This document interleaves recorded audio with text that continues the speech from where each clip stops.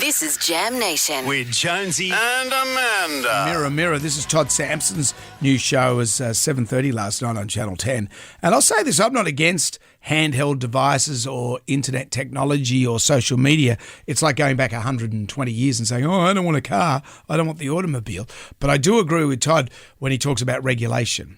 And when he did talk about how I find it extraordinary in this business, which we've been doing, for 1,000 years, we can't just get on and say whatever we want. But on the internet, you can do it. Like an idiot like that Alex Jones in America on YouTube was saying that the Sandy Hook massacre was a fake set up by gun-controlled lobbyists so people would take away their guns in America, and they're all crisis actors.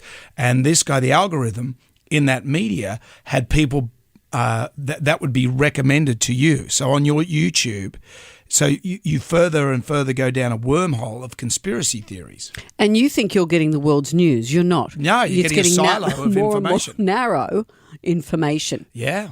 So Alex Jones, even Alex Jones himself, who I don't think is overly bright, is actually now in court, and he's sitting there. He started to believe it. Believe what? Believe his own bullshit.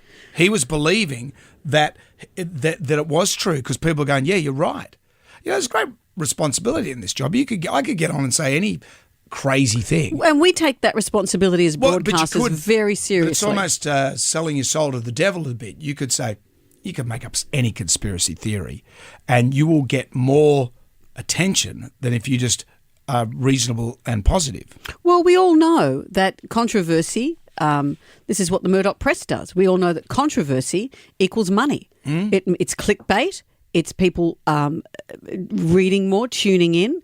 That kind of fear, controversy, salacious, scandal, a story you can't afford to miss, people will tune in to see it. And you, as members of the media, you and I choose not to be that. Exactly. And there's a moment where Alex Jones is confronted by the mother of one of the kids that was killed at Sandy Hook, and she looks him dead in the eye, and you can see him go, okay, I've mucked this up. I've mucked this up royally. And to last night's episode of Mirror, Mirror, there was this fascinating bit about OnlyFans. I'm fascinated with OnlyFans. So tell me, OnlyFans is subscription. You pay to watch someone in particular, and it's always sexual? Yeah, well, I didn't even think it was only sexual. Originally I just thought it was so you could get access to your favourite star. And the person who may have been on Instagram or whatever thinks, actually, I'm going to make this work for me financially. You have to pay now to hear my thoughts, like a Russell Brand or something. Yes. You pay to hear his thoughts. That's not sexual, so that's not OnlyFans. Well, OnlyFans, imagine you got Russell Brand, but then you want to see him doing something with a milk bottle. Right. That's OnlyFans. Right. Todd explained it quite well on the show. OnlyFans was founded by tech entrepreneur Tim Stokely. His prior businesses were the adult performance sites Glam Girls and Customs For You. He's been dubbed the king of homemade porn. In the last 3 years, OnlyFans has grown from 7 million users to over 170 million, with estimated annual earnings of 1.2 billion.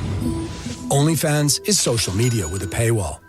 OnlyFans successfully blurs the line between online influencer culture and pornography, which is why it's growing in popularity amongst kids. You look at that, 7 million 3 years ago, 170 million users of it now. There's and the people who are providing the content. Imagine they're accountants. Well, is this a tax deduction if I... And it's so specific. I'm just looking at this here. This woman's made worldwide news. She's Australian. She's Australia's hottest racing tipster. Former jockey, Libby Hopwood. Her OnlyFans account has been making global news because she shares her betting tips while wearing lingerie. Right. It's specific. If life gives you lemons, make lemonade and charge people to see it. Maybe that's what we should do. It's like the old days of Picture and People magazine. You had readers' wives. Yeah, someone straddling a laundry basket or leaning up against a tree in the backyard.